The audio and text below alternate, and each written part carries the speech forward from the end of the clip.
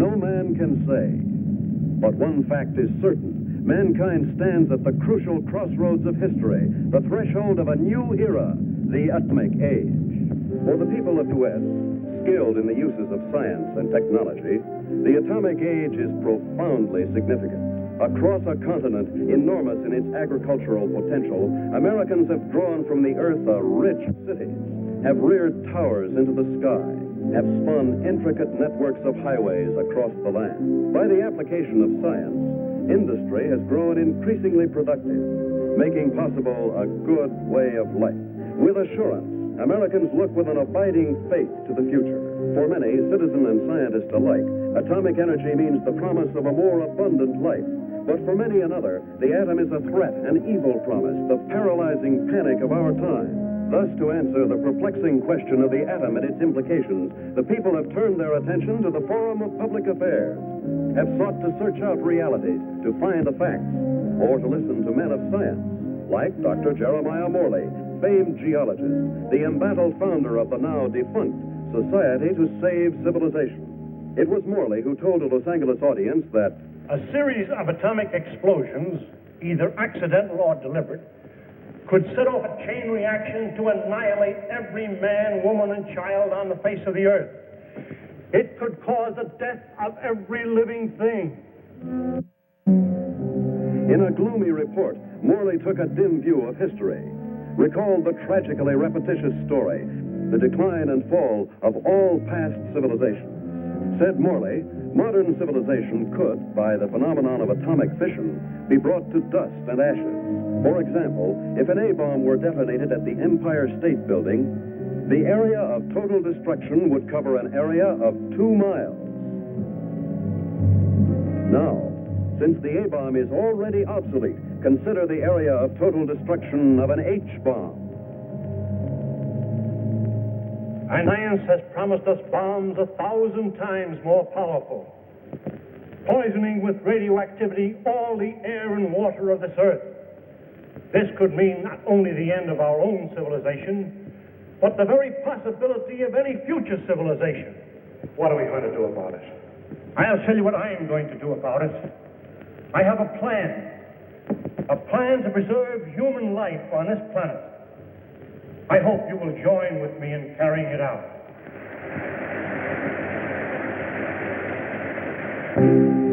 The response to Dr. Morley's appeal was immediate and enthusiastic. The Society to Save Civilization was set up. To its headquarters flocked amateur do-gooders and professional scientists. From them, Morley chose a staff of experts. Dr. Max A. Bauer, eminent geophysicist, ousted by Hitler from the University of Munich in 1933. Dr. James Paxton, metallurgical engineer, twice winner of the McKenna Scientific Award. Joan Lindsay, medical doctor and ardent feminist, who, for her research in biochemistry, was named winner of the annual award by the American Confederation of Women Scientists. Dr. George Coleman, authority on soil conservation. And Andrew Ostengard, sandhog, explosives expert, Marine veteran of World War II. It was this team, qualified each in his own way, that helped set in motion Morley's audacious project, a daringly planned program, which he took 3 months later to the board of directors of the Carlyle Foundation. And so my colleagues and I believe that humanity can escape annihilation, can find a temporary haven, a promise of hope that, come what may, life can be sustained deep within the earth itself. Far below the surface, we shall seek a natural, a geological shelter. We have a team ready for the effort. All we lack are funds. Can we get them from your foundation? Dr. Morley, I believe it would expedite matters if I were to ask the questions. We're laymen, you know. First of all, isn't the inside of the Earth solid? The interior of the Earth is made up of vast caverns and air pockets, joined by natural avenues leading from the surface. Natural avenues? Funnels and fissures. Such a fissure lies within the world's largest extinct volcano at Mount Nelly. That is where we intend to start our journey. Well, these funnels, how far down do they go? Hundreds of miles, perhaps thousands, to the very core of the Earth. But isn't the inside of the Earth, the very core, a molten, fiery mass? To the contrary. The latest body of theory holds that the inside of a sphere, such as the Earth, is cooler than the temperature at its surface. And how would you traverse these thousands of miles? Dr. Coleman, the perspective drawings, please. This is a cyclotron. A what? It's an amphibious conveyance based on the principles of an ovoidal atmosphere. A what? Like a submarine, with the mobility of a tractor. Its head contains a burrowing device, and its walls can withstand extremes of temperature and pressure. But even with the cyclotram or the bathysphere or the whatnot, how do you know you'll be successful in finding this underground haven? We don't know, but we must try. There is no other alternative, no other course, no other hope of keeping the spark of life alive. And the cost?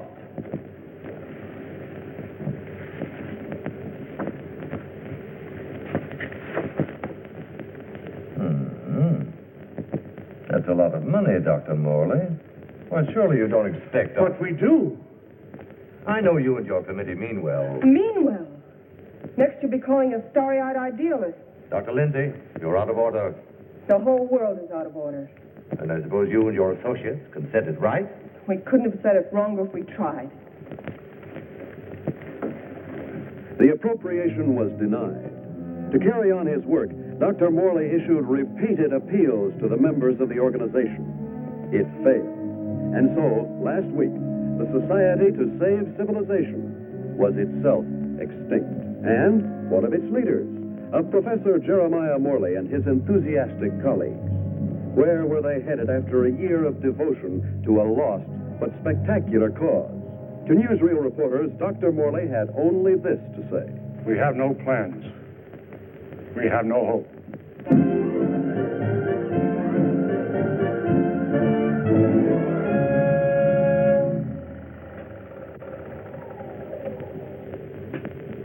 Better stand by, Frank. We may want to run that again. Well, gentlemen, what do you think? It's like asking a man what he thinks of his own obituary. I thought you'd like to see it, or its release, in case you had any objections. Now he thinks of our objections. You've been crucifying us for a year, Mr. Thompson, in the newspapers you edit, the magazines you publish, and the syndicates you control. And now this newsreel. Just a minute, gentlemen. You seem to have me confused with my father. He dictates the policies of our publications. Like father, like son. Nothing, Dr. Bauer, could be more unscientific.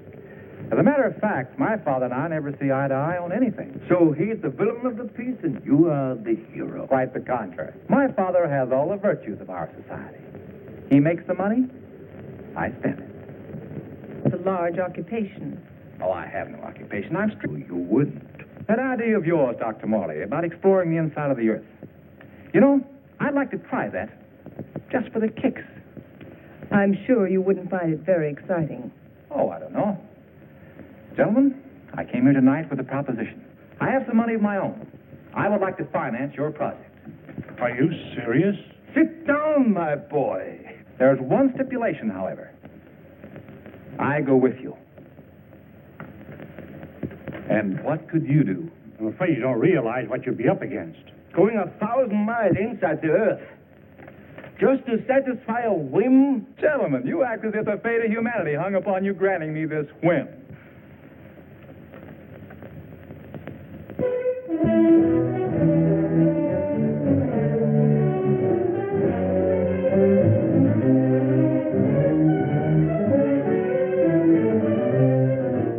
Plans for the expedition are being completed ahead of schedule.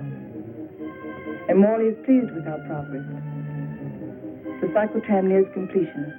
Adequate nutrition in concentrated form has been perfected. And for an auxiliary water supply, the Sloan H2O condenser will be used.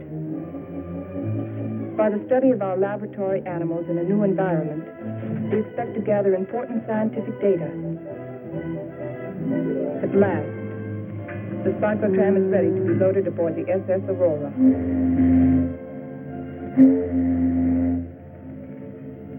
Our destination, the extinct volcano, Mount Nele, where the inside of the Earth begins. This was our base, a lonely, desolate beach at the foot of the extinct volcano.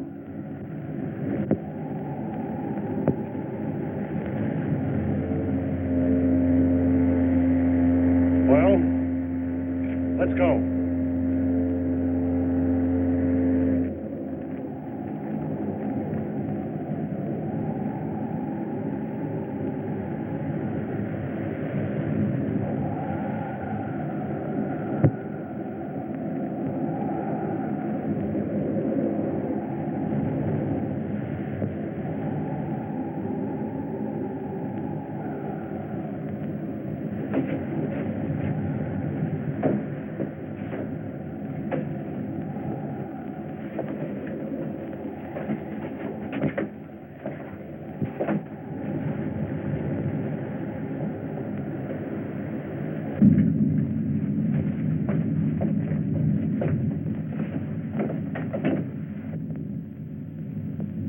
What a place to spend our last night on Earth. You sound like we'll all be dead in the morning. It's a possibility if we stay here.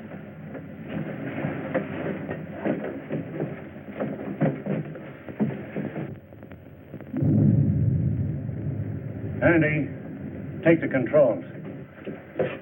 Follow the ridge line. Keep out of the ravines. Descend at an angle of not more than 33 degrees.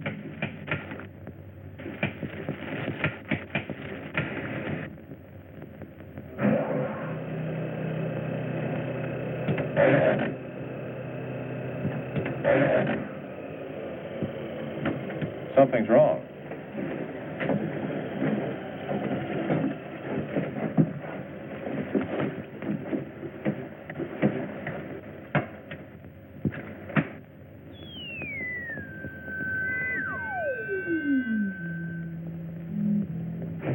Now try it.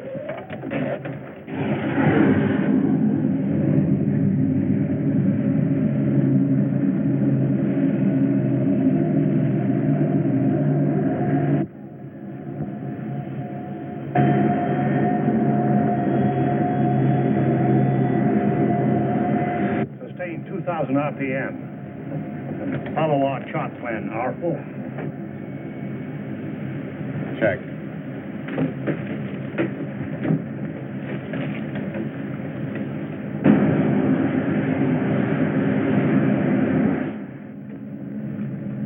What's our elevation now?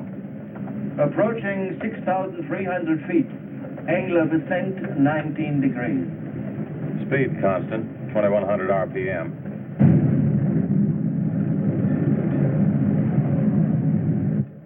I wonder how long this iron lung is going to hold up. You can still beg out. You can't get rid of me so easily. Give me a reading on the forward rotational unit. We're up to 9,000. climbing at 24 mph. Angle 31 degrees. At that rate, we'll make the summit in 4 hours.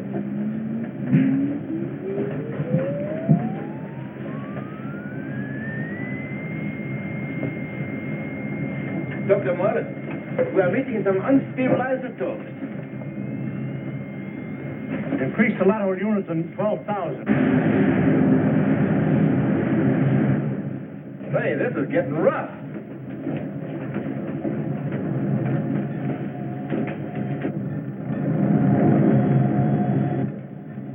We're approaching position R4. Our computations show an error of less than plus 0.14. Good. We'll reach the summit in 30 minutes.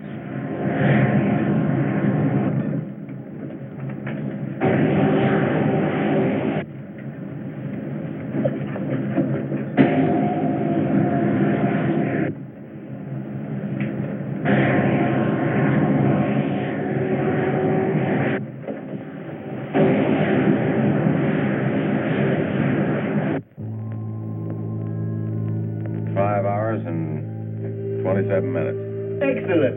33 minutes ahead of our estimated schedule. We'll make a final check of our position before we enter the crater.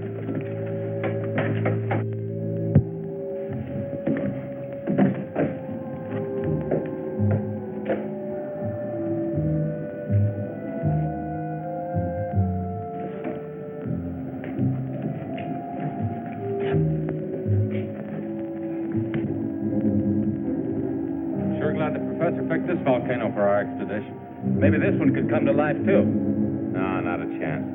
No bet on it.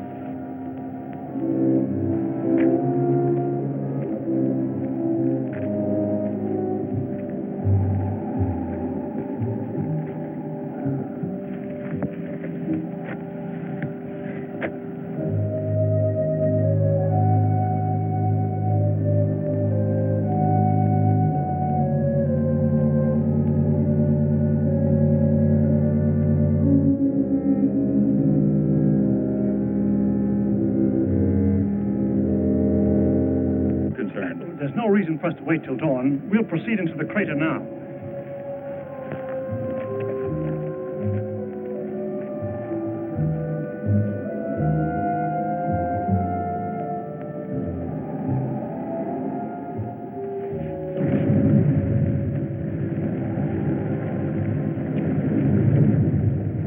One last look at the Earth. Yeah. What a way to remember it. Downward spiral. Keep to the inside ledges. Speed 1,200 RPM.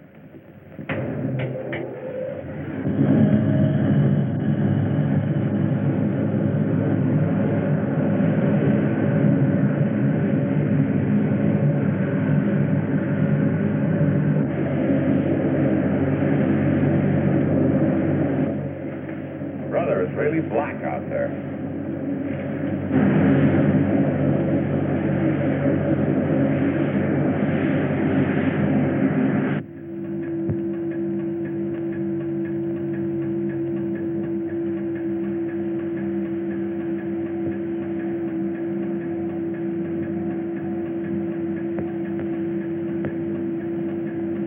As we descend ever deeper into the volcano, I have observed no unusual physical symptoms. Paxton seems withdrawn, irritable, but with such an annoyance as Wright Thompson present, the condition may not be considered abnormal. The descending ledges are getting awfully narrow. We must be at position R18. Yes, we are. Cut the switches.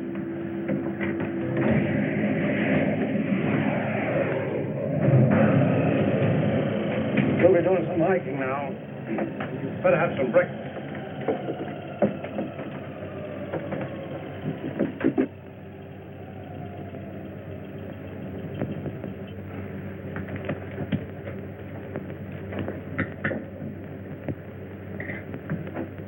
Rise and shine. Morning.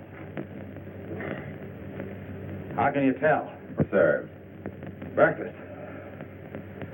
Well, I've always said there's nothing like starting off a hard day's work than with a good breakfast. Hey, Doc? How would you know? You don't like my kind of guy, do you? Not very much. But I'll make an exception of you. You, I don't like a lot. Coleman, take the controls. We'll scout the way on foot for you. Follow on down along the widest leg.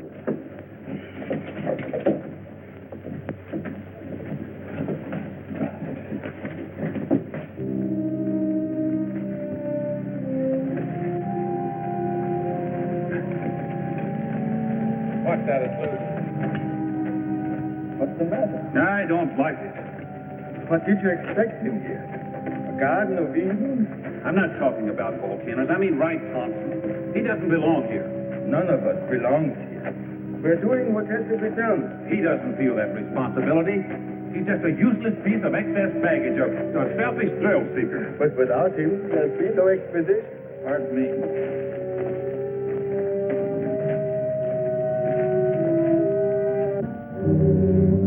Kind of deep down there, isn't it?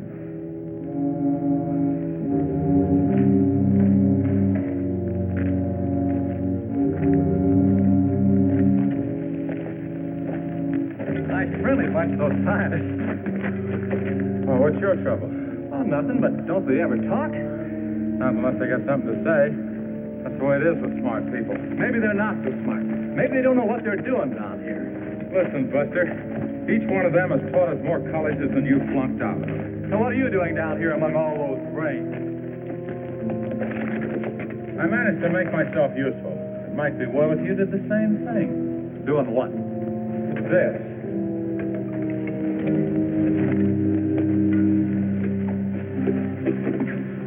You lead the way for a while.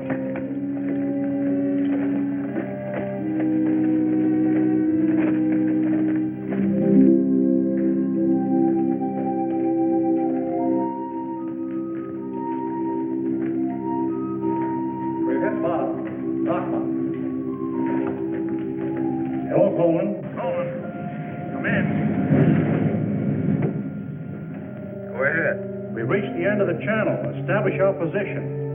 Our depth below mean sea level, 2.6 miles.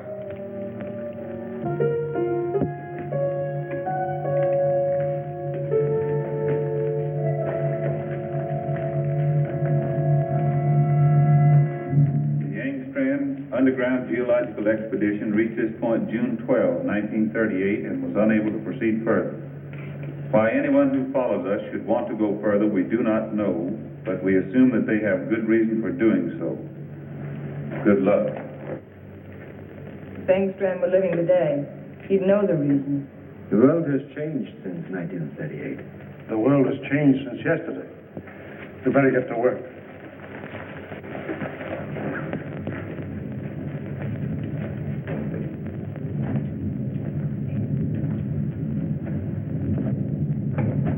Look!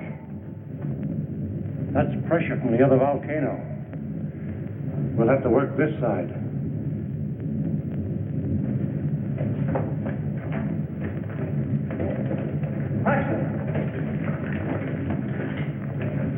Yes, Dr. Morley?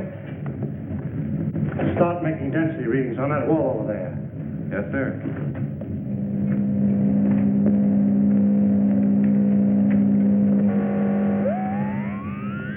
And this is it, the point of least resistance. Okay, Andy. I'm ready. We'll all go back to the cyclotram.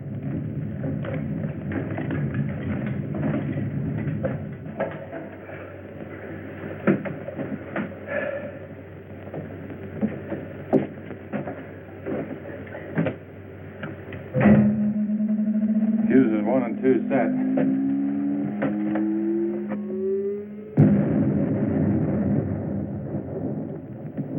I wonder what we'll be running into. There's only one way to find out.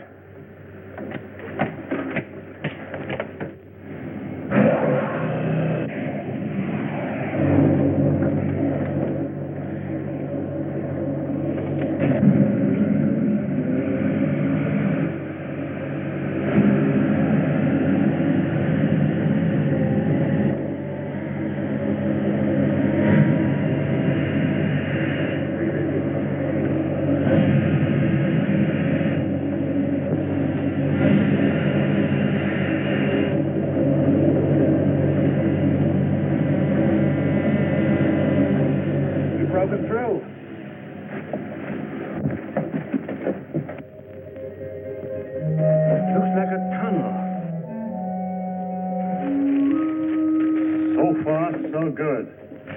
Put on your gas mask just in case. Coleman, we'll set the pace. You follow along with the cyclotram.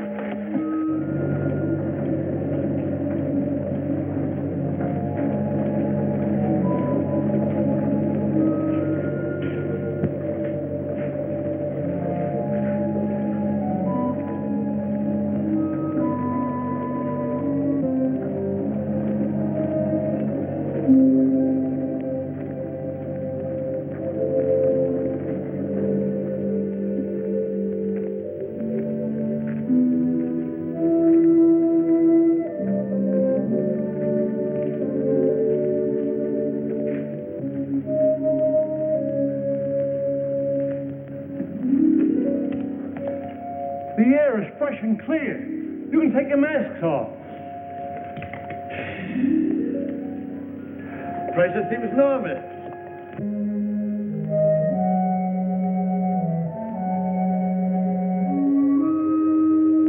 I wonder where it leads. That's exactly what we're going to find out. Lead the way, Andy.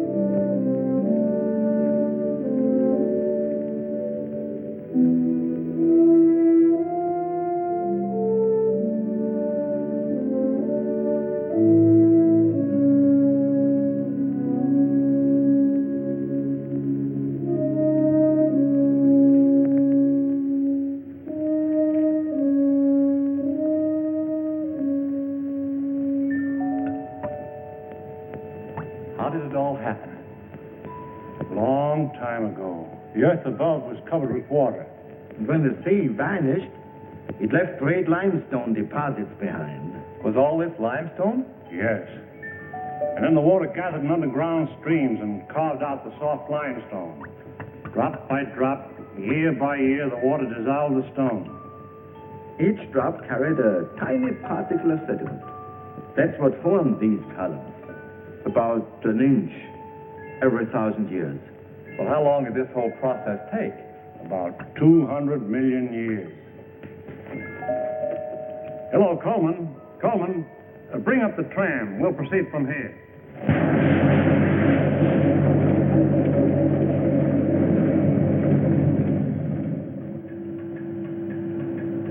We're down 100 miles. You better pull up. Cut the switches.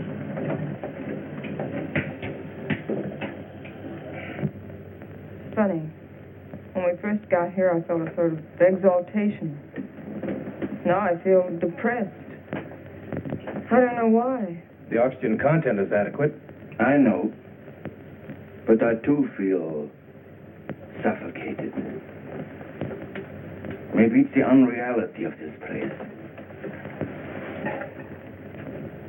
You know, once when I was working in the Holland Tunnel, I got cut off from my crew for 10 hours. I felt this way then.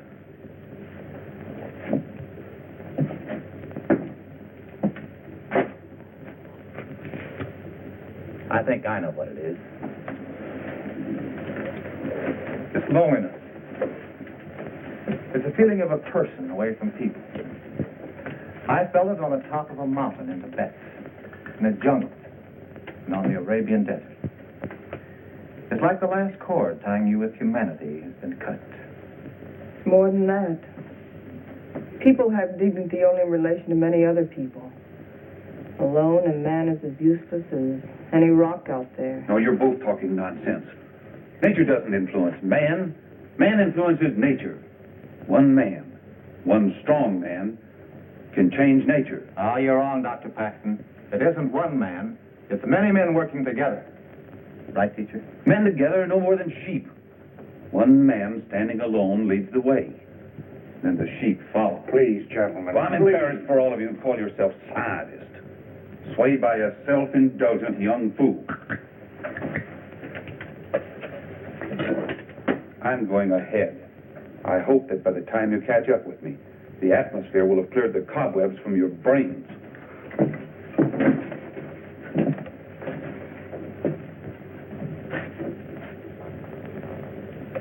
I'd better go with him. It isn't safe for a man to be alone down here. Ah, he's all right.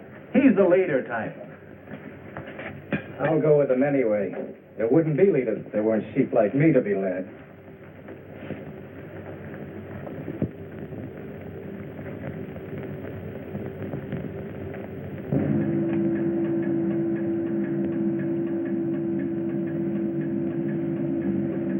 I still don't see any sign of Paxton and Coleman. I'll keep going.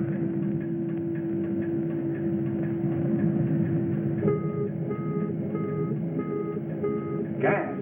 Gas! Paxton and Coleman. They forgot their gas mask.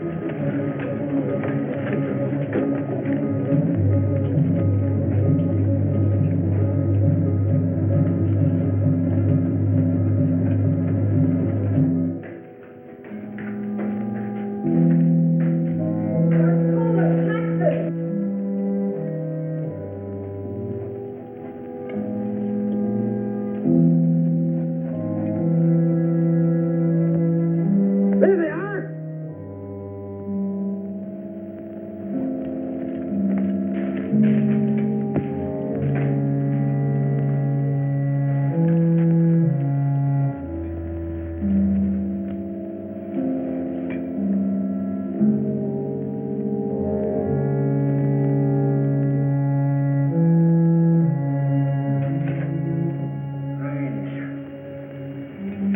Digging a grave 110 miles under the earth.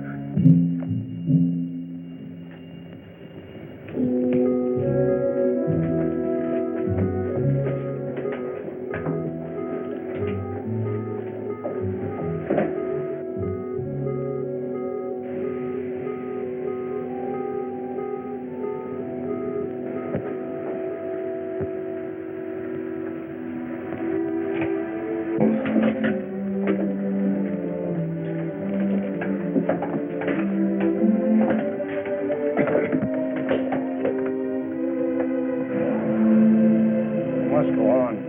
It's too late to turn back now.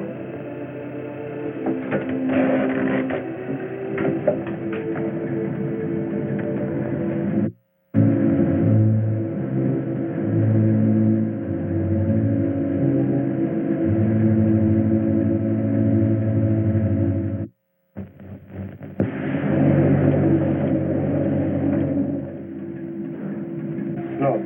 And it?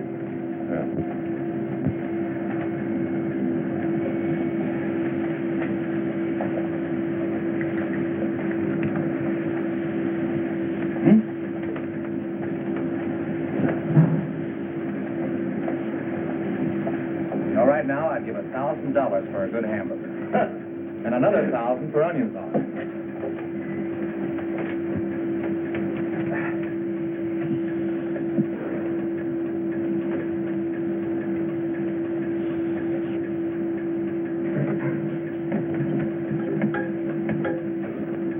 Dr. Morley, our water supply is... Cut the switches.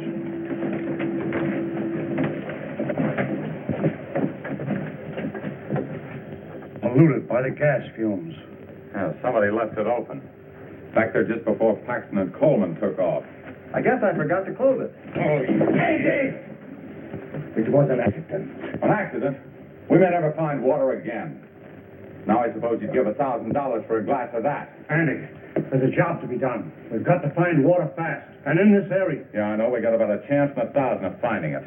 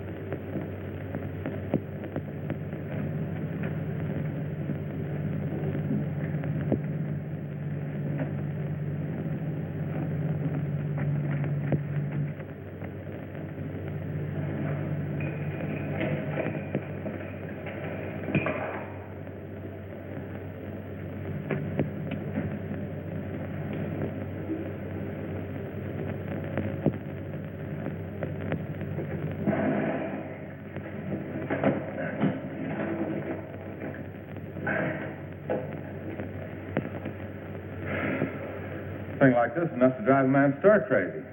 It's no use. 240 miles inside the Earth. Yeah, and no water.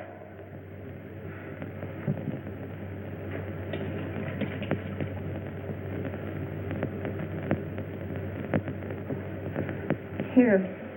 I've been setting it to the animal.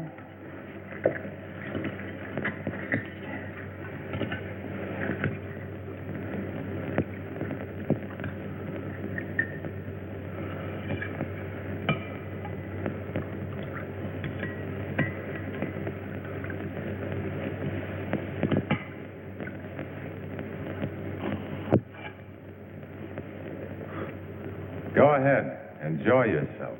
It doesn't cost a cent.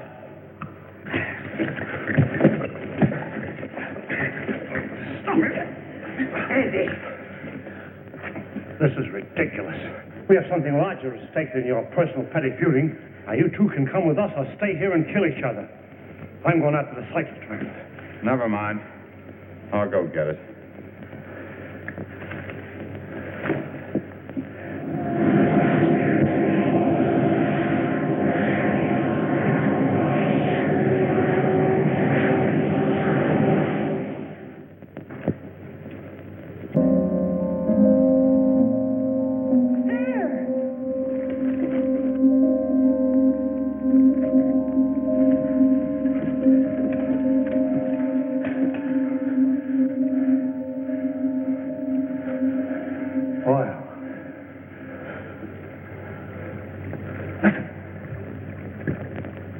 Sounds like running water.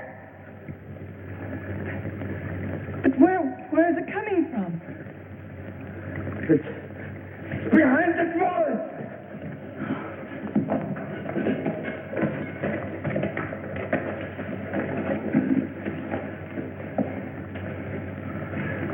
It is running water. Well, why don't we go through the wall of a cyclotron? No. Just as brother. There's still such a thing as too much water. It could be an underground sea. Andy, bring a couple of heavy hammers.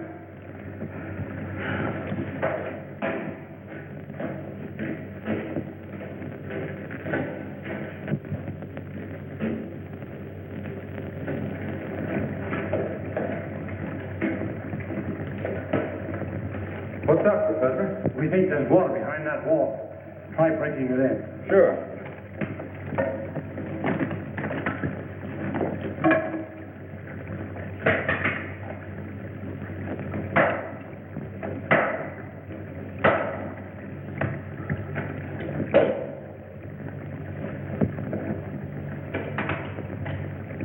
I brought 2 hammers, you know.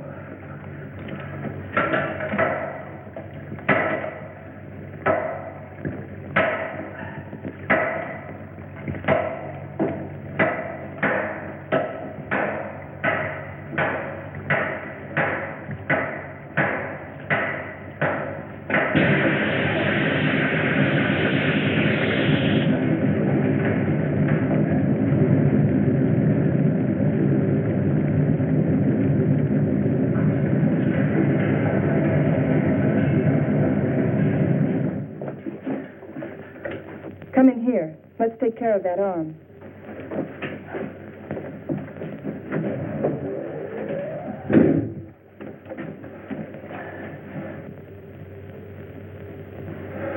The outside temperature is rising fast. It's up 280 degrees now. It looks as if it could go on forever.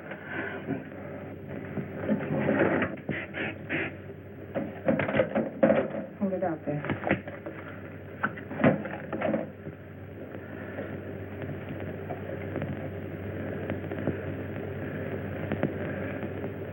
How's the temperature? It's dropping fast. The outside pressure is dropping, too. Good. Condensation will soon take place. There. You're a pretty good doctor at that. You're a pretty good patient at that. Thanks. Here. I'll put this on.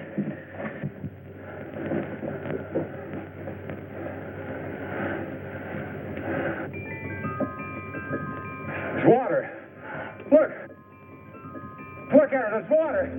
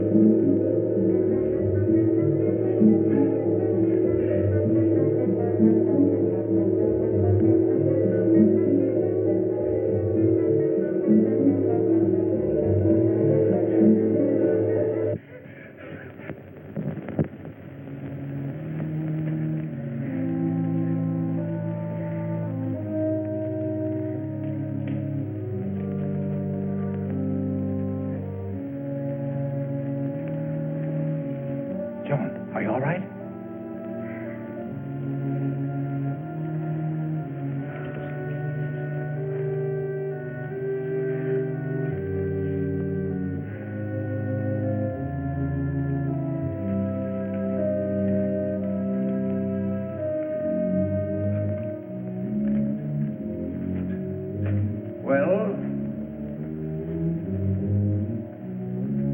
What shall we do now? All right, I'll say it. I'll say what's on all of our minds. Don't try to read our minds, Thompson. Just speak for yourself. And I say, let's go back. And I say go on. But look at Jones. We've gotten nowhere. Deeper and deeper into nowhere. We've failed. Would our failure be any less if we turn back now? Our chances of living would be greater. If we go on, we're dead. Dead is Paxton and Coleman. That's a chance we have to take. The stakes are high, higher than our lives. They involve the life and death of all mankind. That's a great speech, but I won't buy it. All right. Let's put it to a vote. Thompson? Go back. Andy? Go on. Bauer?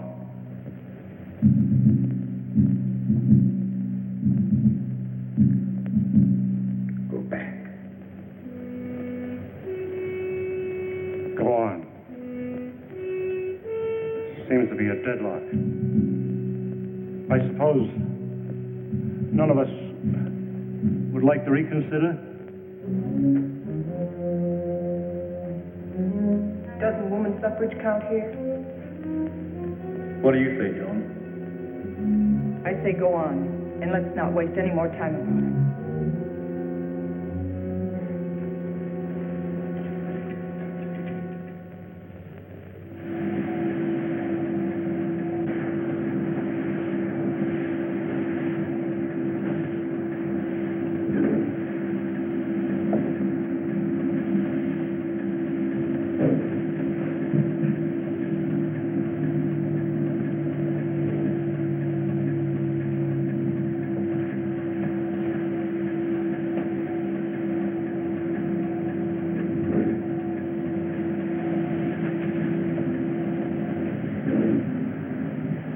How are those burns coming along? Good as new. How are you, Doc? Oh, I'll get by. Here. What's it for? Does it have to be for something? Does everything have to be functional? Good luck ring. Saved my life in Tibet. Here, take it. Why give it to me? Haven't you ever been romanced before? Not 900 miles below sea level. Then it's about time. If there were any flowers around here, I'd pick them for you. There's a highly scientific theory which states that if any man and any woman are cast away anywhere for any length of time, sooner or later they think they're in love. That's what's happened to you. If that theory has any value, it should apply to you. Does it? No. Well, I guess I need a little more time. We'll talk about it later.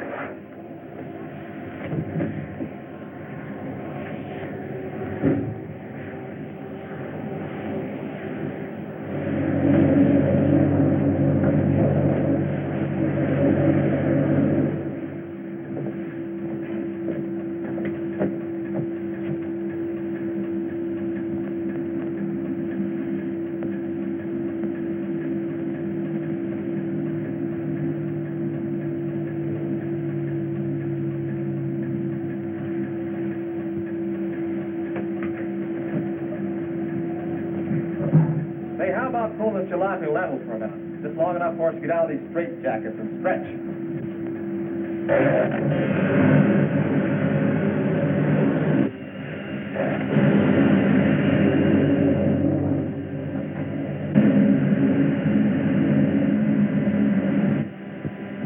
How much longer is it going to be like this? All right, what difference does it make? Plenty. Is it going to be like this the rest of the way? Why go on? Why waste time? That shouldn't make any difference to you. You've never done anything but waste time. Listen, you meathead. Just because you're a sandhog that likes to go grubbing around the ground, And you're a mountain goat with his head in the clouds. Stop it, both of you! I say enough of this. What happened? I don't know. We struck water.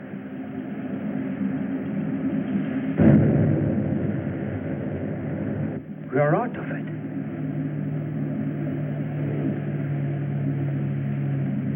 This might be what we're looking for. Let's make a landing and explore the area.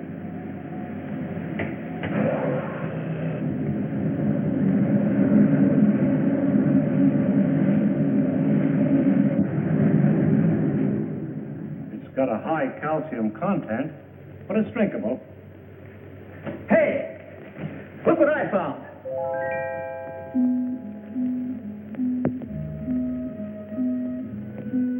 They're cave pearls. Cave pearls? How much they worth? Calcium carbonate. Calcium carbonate. Well, how about this? Sulfate of lime. Plaster of Paris. Professor, you take the romance out of everything. Here you are, Doc. 2 souvenirs from Haiti, vacation land of the underworld. Thank you. Back home, I'll be the envy of every kid on the block. I'm not so sure, Joe. Take a cave pearl into the sunlight, turns gray and ugly. And the flowers? It'll crumble to dust. Hey, Professor, how about these fish? It's a rare species. They're edible, though. They have no eyes. I think I'll stick to film. They lost their eyes 10 million years ago.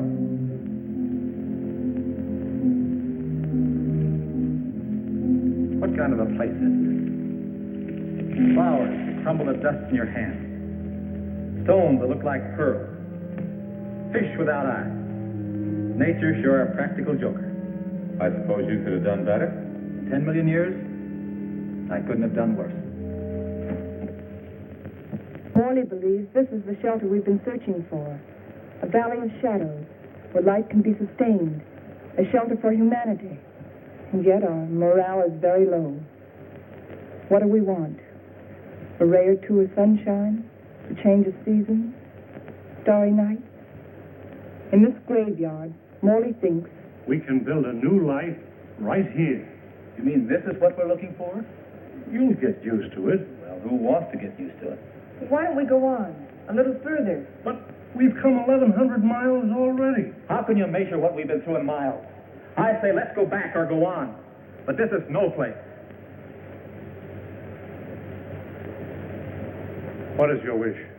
We've come so far, let's go on.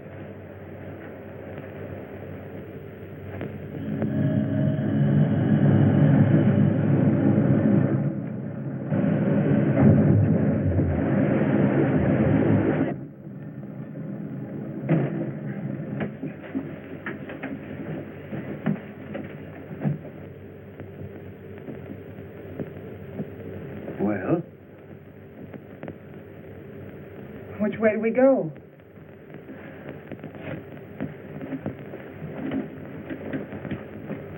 I suppose we'll have to explore both channels. I'll take the right one. Right? You take the other. Why me? I'll tell you why. I'm sick of taking your orders. That's the trouble with you, Thompson. That's all you do is take, you never give. Without me, there wouldn't have been any expedition. Well, that's not enough. It's time you gave something yourself and not your pocketbook. Andy. We might as well get started.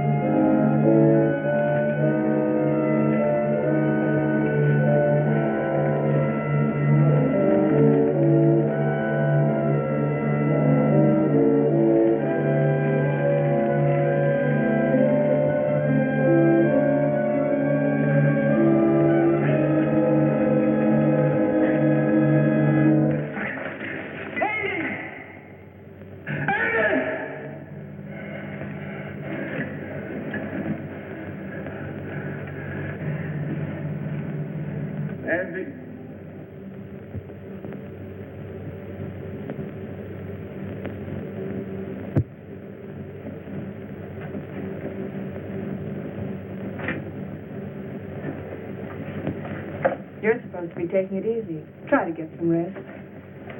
Listen to me, Wright. You've been like this for days. How long can you keep it up? He didn't like me any more than I liked him. Yet he saved my life. It doesn't help brooding over it. But he died saving my life. He did what he believed was right.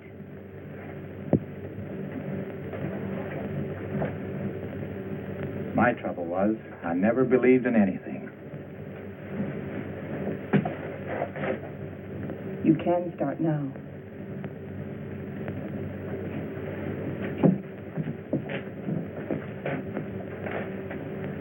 Morley wants to go back to that Valley of the Shadows he liked so much. Well, it's better than this. But it isn't good enough. What do you want to do? I too want to go back. But all the way back. Now that Andy's dead. Now that Andy is dead, we've got to go on. We've got to, until we find what we're after. If we fail, then we can talk about going back.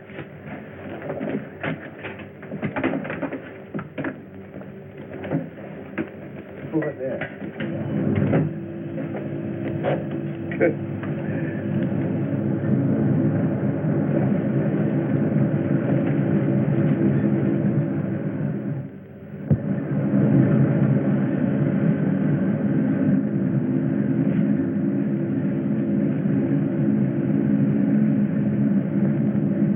This must be a continuation of the other river.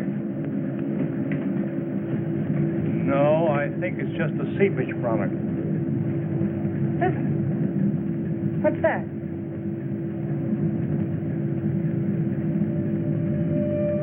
Look, It's like daylight.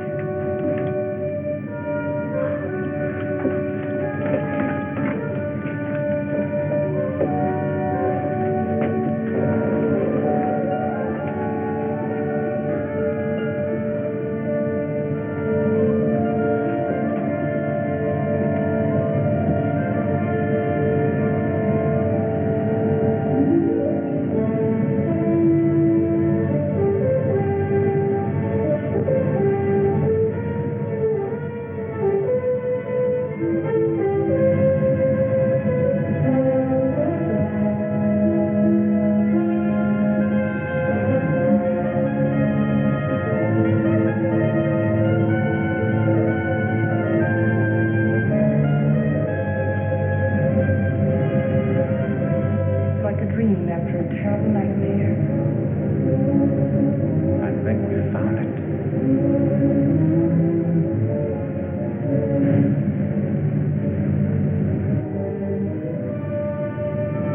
Promised land.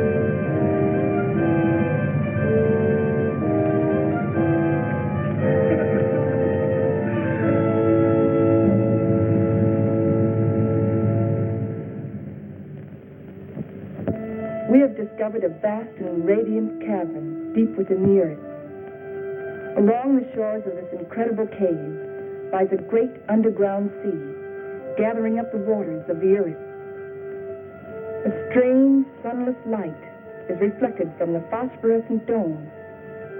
The glowing peaks are weathered and sharp, and the gullies deep. The wind is soft, and the climate pleasant.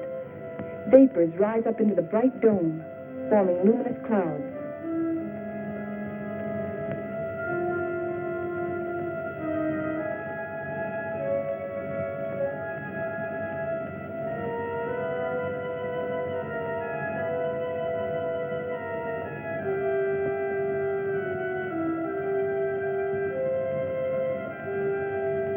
The area is rich in chemical resources. That means power and industry, according to Bauer. And Wright says a real estate boom is on.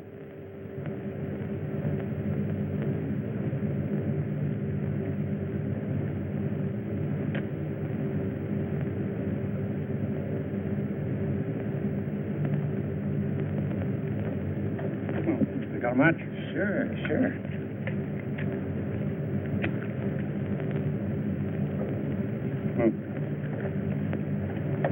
How you coming, Professor? Still feeding those rabbits? They eat like pigs. Small wonder. They're expecting in a couple of weeks. All of the rabbits? No, silly, just the lady rabbits. Tell me more. Here, make yourself useful. Get some more water. Explorations and surveys of the surrounding area continue. Morley and Thompson have set out toward the southeast to investigate the land and its potentialities.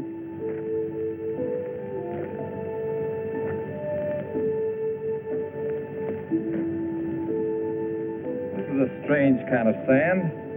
That's not sand, that's volcanic ash. The ash will make good fertilizer for our crops. Crops? Let's face facts, Morley. This is a desert. The very word means deserted by life. And you talk about crops. It can be irrigated. This country has everything. Water, soil, air, heat. Yeah, you're forgetting one thing, though. No sunlight. Science can adjust that. Crops can thrive without sunlight. Perhaps. But can we?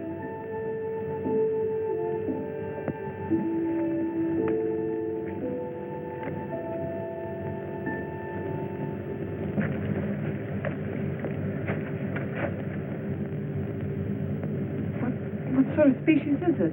It's the fossil remains of a species of lungfish. He breathed by means of both lungs and gills. When he came out of the sea 400 million years ago, he was the ruler of the animal kingdom. With his lungs, he was a pioneer in a new way of life. How did they become extinct? Like some of us on Earth, they seem to hurry the process of extinction. Let's get out of here.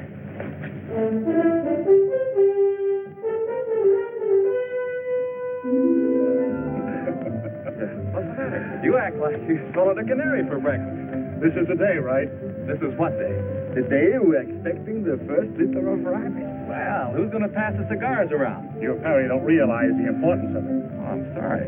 By observing the rabbits, we've already learned that they respond to nature basically as we do, as any mammal does. And from their young born today, we can predict how our own young will respond in the new world. Dr. Morley, follow. Come on. You go ahead. I'll get plenty of hot water.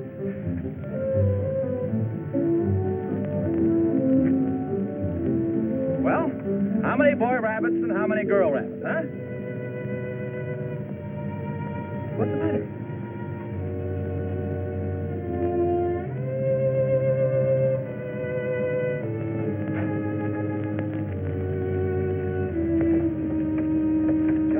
What's the matter? They're dead. They're all born dead.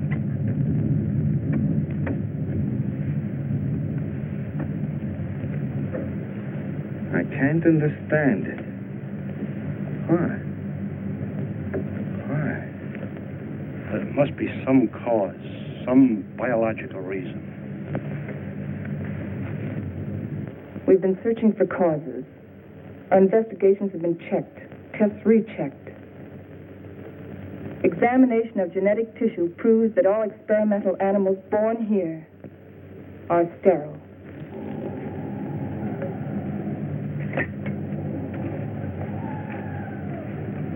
You know what this means? This new world. A haven for the dead. This is the end of the line. Now we know that the human race cannot reproduce itself in this underworld region. It appears our mission is a failure. Then we can't stay here. At least one generation could. And after that, what?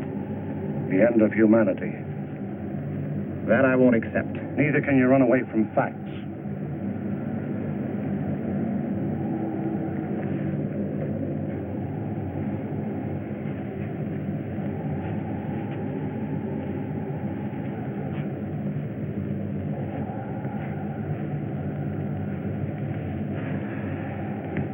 I've always run away. Climbing mountains. Trying to prove something. I don't know what. I too ran away instead of fighting. And now I've run away again. And I was always afraid I couldn't compete in a man's world. I think I want to go back and try again. Go back to what? To a world bent on self-destruction? We can live the rest of our lives here in peace. Morley, you're wrong. This isn't peace. This is a resting place for the living dead. I don't believe it's the end of the world. I don't believe it's the end of mankind. You're young. You don't know. I've lived through the terrors of 2 great wars. I've had enough.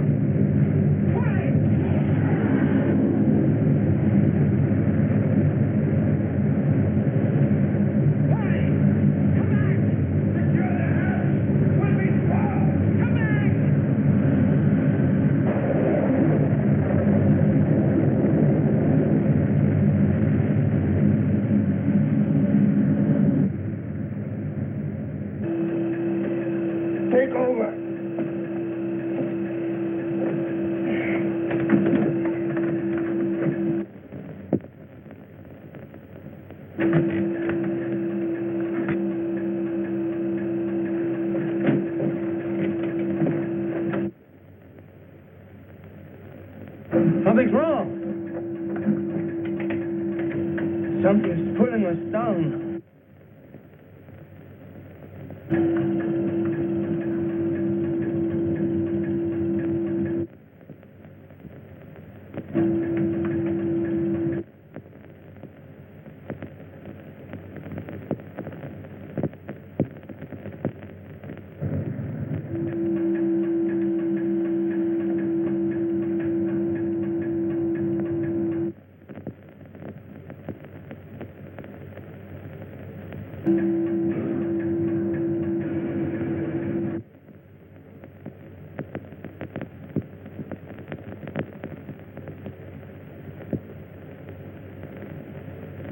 We're lost.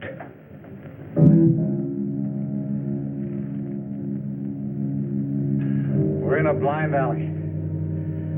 Ever since we started, we've been in a blind alley. We can't bury ourselves in the earth and expect to live. Maybe that's the secret. Morley understood. Strange. We didn't know it before. I used to be afraid of death. I was afraid of life.